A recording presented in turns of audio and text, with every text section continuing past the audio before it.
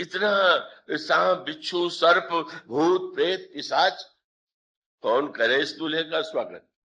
थाल पटक दिया, आरती बुझा दी गई, मानो यही संसार का स्वरूप।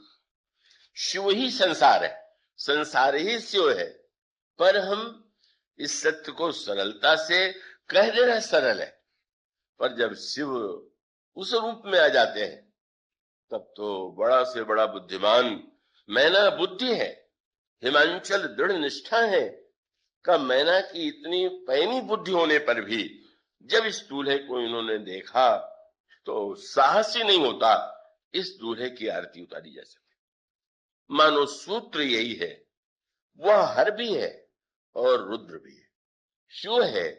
इसीलिए जिस समय भुसुंडी शर्मा को शंकर जी ने शाप दे दिया, उस समय भुसुंडी जी के गुरुजी ने प्रार्थना करते हुए कहा, करालम महाकाल कालम, आप बड़े भयावने हैं, साक्षात महाकाल है।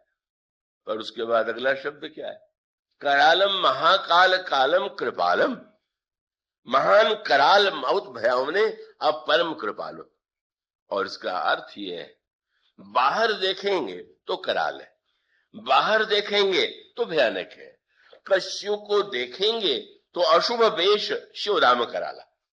संसार में अनेक लोग ऐसे हैं जो देखने में बड़े शिव लगते पर भीतर से हृदय अशिव है, और शिव जो है बाहर से सबको समेटे हुए। मानो कहते हैं, जीवन में मुझे स्वीकार करना हो तो मैं जैसा हूं उसमें सब में मुझे देखो, देखोगे भय तुम्हारा छूटेगा। वो छूटना सरल नहीं था, वो प्रसंग उसकी विस्तार से व्याख्या करने की चेष्टा की जाएगी। वह भ्रम तब नष्ट होता है जब देवर्षि नारद आते हैं, और नारद जी पर तो सबसे अधिक क्रोध था, क्योंकि पार्वती जी को तपस्या करने के लिए इन्हीं ने कहा। तो कहने लगे मैना कि अरे वो साधु स्वयं तो विवाह किया नहीं, का उसने सोचा कि ये विवाह करना चाहती तो ऐसा विवाह कर दो कि जीवन भर रोती रहे। बड़ा मन कपटी, तन सज्जन चीन्हा, अश्रद्धा हो गई। संत पर श्रद्धा के स्थान पर श्रद्धा हो गई। ये साचे हूं उनके मोहन माया, उदासीन धन धाम न जाया, पर घर घालक लाजन भीरा, बांझ की जान प्रसव की पीड़ा। मानो इसका अभिप्राय है, भगवान शिव भगवान को भगवान के रूप में पहचान नहीं पाती, और जिन संत सदगुरु के द्वारा वह प्रेरणा मिली है उनके प्रति श्रद्धा नष्ट हो गई, तब जो दुख हुआ। और यहां तक कि मैं आत्महत्या कर लूंगी। अनेक लोग जब आत्महत्या कर लेते हैं, क्यों कर लेते हैं? उनको लगता है कि ये संसार बड़ा दुखदाई है, ये संसार रहने योग्य नहीं, तभी तो प्राण दे देते हैं। मैना के जीवन में भी ऐसा क्षण आ गया कि उन्होंने कहा, बेटी मैं पहाड़ से लेके तुम्हें कूद पड़ूंगी, समुद्र में डूब जाऊंगी, आग में जल जाऊंगी, पर ऐसे पागल से तुम्हारा विवाह नहीं करूंगी। मानो वस्तुतः ऐसी मनस्थिति जैसी संसार में आती, उस मनस्थिति में जब देवर्षि नारद जैसे संत आकर के मैना को उपदेश देते हैं, तब उनकी खोई हुई श्रद्धा पुनः लौट आती है, उनके अंतःकरण में विश्वास का पुनः उदय होता है। और इसका अभिप्राय यह है कि वो चाहे कुछ भी क्यों न हो, पर जब तक भगवती पार्वती हमारे जीवन में श्रद्धा के रूप में न आ जाए, भगवान शिव विश्वास के रूप में न आ जाए, तब तक यह संसार हमारे लिए दुखदाई ही बना रहेगा। इसलिए भवानी शंकरो वंदे श्रद्धा विश्वास रूपिणो, इसका तात्पर्य है कि हम यदि ईश्वर को देखना चाहते हैं, अपने को देखना चाहते हैं, भगवान को देखना चाहते हैं, तो हमारे अंतःकरण में भगवान शिव की यह गाथा, भगवती पार्वती का यह चरित्र बड़ा प्रेरक है। तो इस बार यह प्रसंग लिया गया है, और मुझे विश्वास है कि आगे चल करके क्रमशः इसकी व्याख्या, इसका तीनों पक्ष है। शंकर जी का एक आदि भौतिक रूप है, शंकर जी का एक आदि दैविक रूप है, शंकर जी का एक आध्यात्मिक रूप है और तीनों रूप हमारे आपके जीवन के लिए आवश्यक है। आदि भौतिक रूप में उनका क्या उपदेश है, आदि दैविक रूप में उनका क्या तात्पर्य है और आध्यात्मिक दृष्टि से उनका क्या स्वरूप है, यही राम कथा के पहले रामचरितमानस में बड़े विस्तार से सुनाया गया है। और इसका सीधा सा अर्थ ही है कि पहले हम भगवान शिव और पार्वती को अगर जीवन में सही सही पा लें, उतार लें, तो श्री राम या श्री सीता या जो उनका महत् चरित्र है उसे हम हृदयंगम कर सकते हैं। वह परम कल्याणकारी का उनके चरित्र की क्रमशः चर्चा, किस तरह से पार्वती पहले सती के रूप में, बाद में पार्वती के रूप में भगवान शंकर के इस लीला का दिव्य रूप प्रकट करती हैं, इसकी चर्चा प्रारंभ होगी। आज इतना ही। अगर मैं सूर बनूं तो तुम धीर बनो, तब ना ठीक ठीक काम चलेगा। और प्रभु के ने कहा लक्ष्मण जी चुप।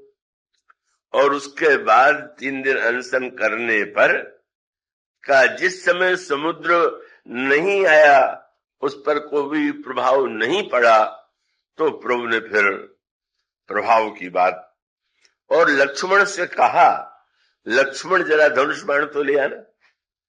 बोले तुमने जो कहा था उसको करने का समय आ गया। और लक्ष्मण जी को बहुत अच्छा लगा यह मत लक्ष्मण के मन भावा, बड़ा अच्छा लगा। देखो स्वभाव का दुरुपयोग कैसा हो रहा। इसको 3 दिन तक याद नहीं आई, प्रभाव से अभी अकल इसकी ठिकाने आ गई। और प्रभु ने सचमुच उसमें धनुष पर बाण चढ़ा लिया। समुद्र उबलने लगा। पर एक नई घटना और हो गई थी इस बीच में। जब प्रभु 3 दिन अनशन पर बैठे हुए थे, तो प्रभु ने ये पूछा कि इस बीच में कोई और बात हुई थी क्या?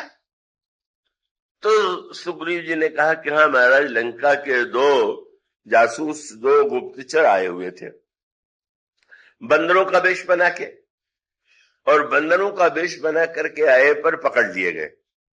तो तुमने क्या व्यवहार किया? महाराज मैंने तो ये कहा कि इनकी नाक कान काट के लंका भेज दो। तो क्या नाक कान काट ली गई?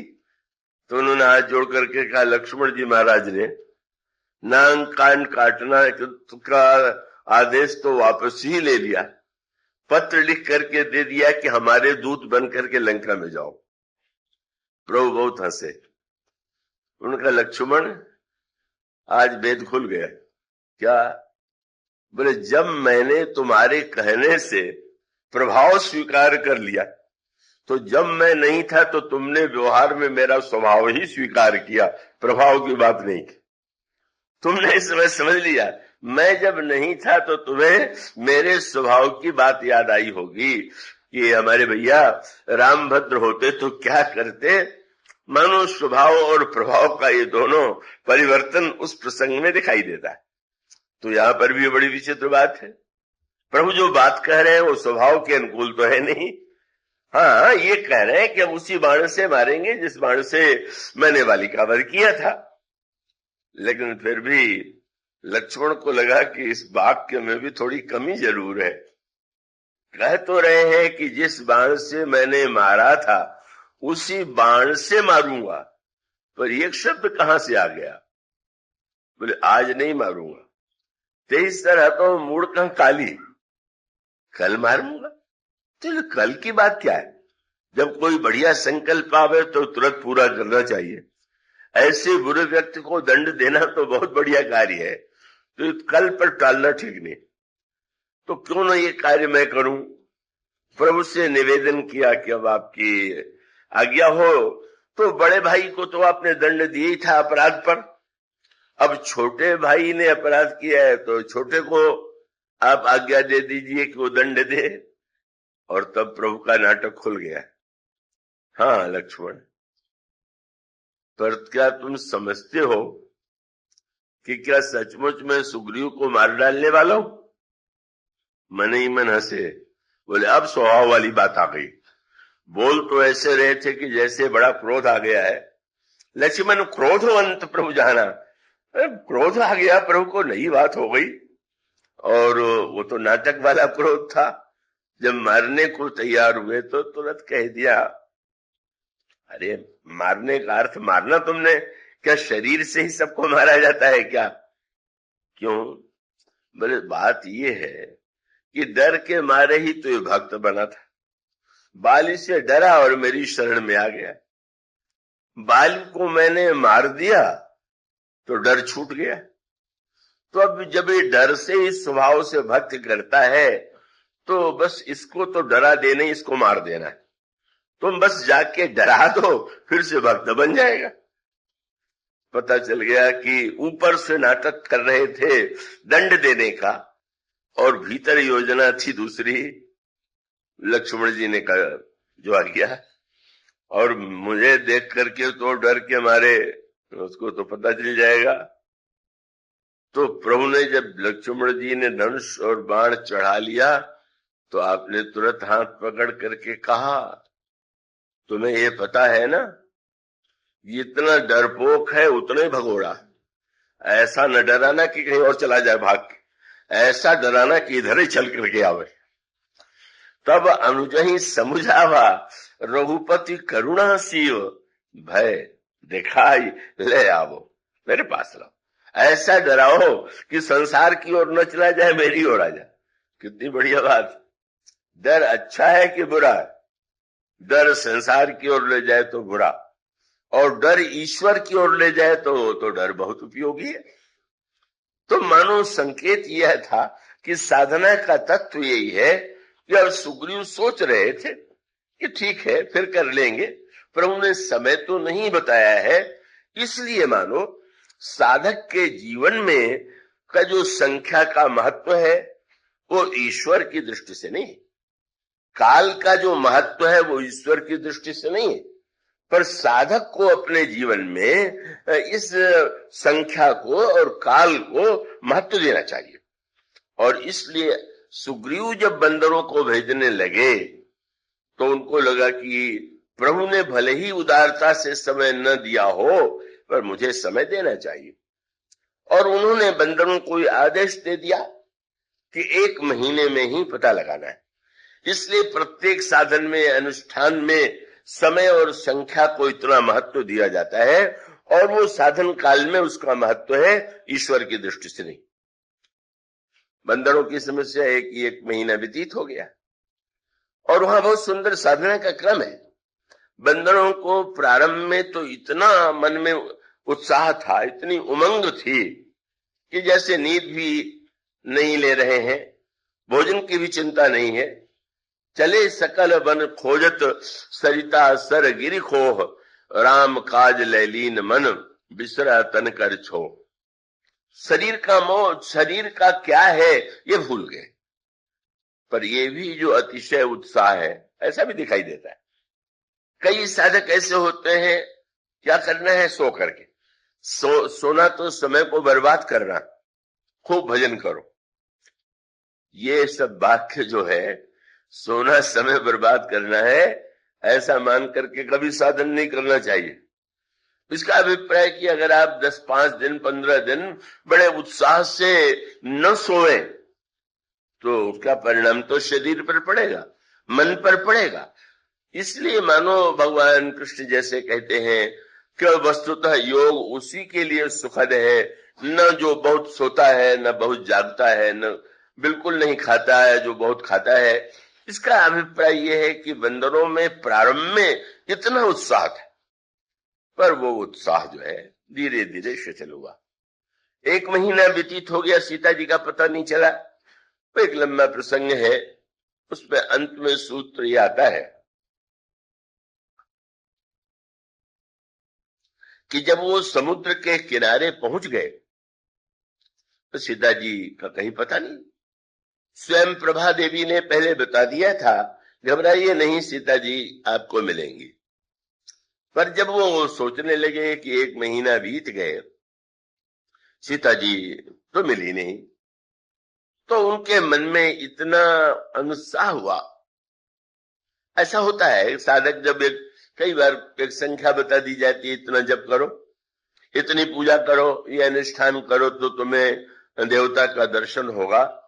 अब साधक को नहीं होता है तो निराश हो जाता है।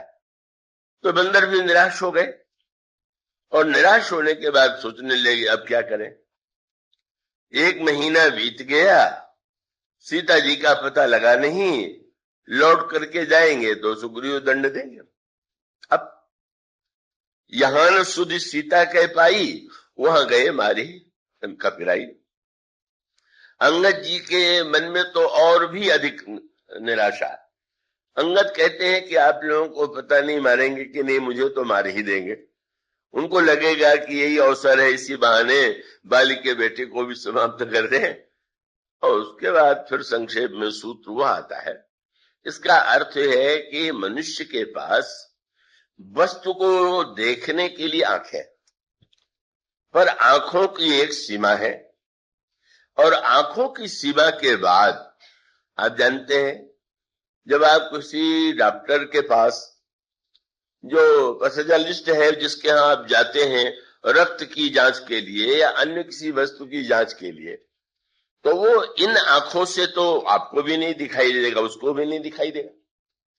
तो फिर उसके पास वह यंत्र होता है कि वो आंख से ही देखेगा, पर आंख से देखने के लिए उसको बीच में ला करके उसी को बड़ा करके वो देख सकता है।